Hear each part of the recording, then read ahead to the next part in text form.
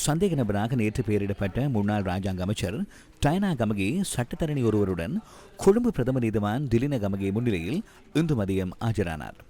இதன்போது சந்தேக நபரை 5 லட்சம் ரூபாய் ரொக்கப்பிணையிலும் தலா 10 மில்லியன் ரூபாய் பெறுமதியான 2 சரீர பிணைகளிலும் விடுவிக்குமாறு நீதிவான் உத்தரவிட்டார்.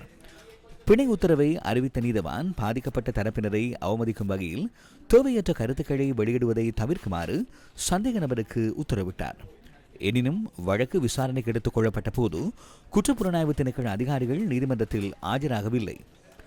சந்தேக நபர் நகர்த்தல் பத்திரத்தை தாக்கல் செய்து இன்று ஆஜராவதாக குற்றப்புலனாய்வு திணைக்களத்திற்கு எழுத்து மூலம் அறிவித்திருந்த போதிலும் அதிகாரிகள் நீதிமன்றத்தில் ஆஜராகாமை பிரச்சினைக்குரியது என பாதிக்கப்பட்ட தரப்பினர் சார்பில் ஆஜரான சட்டத்தரணிகள் தெரிவித்தனர்.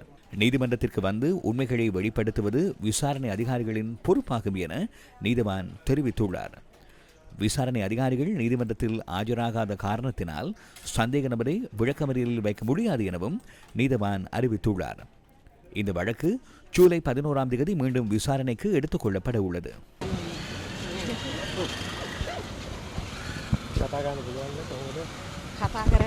இது கருத்து தெரிவிக்கும் நேரம் அல்ல. கருத்து தெரிவிக்க நேரம் வரும், அதன் போது கூறுவேன்.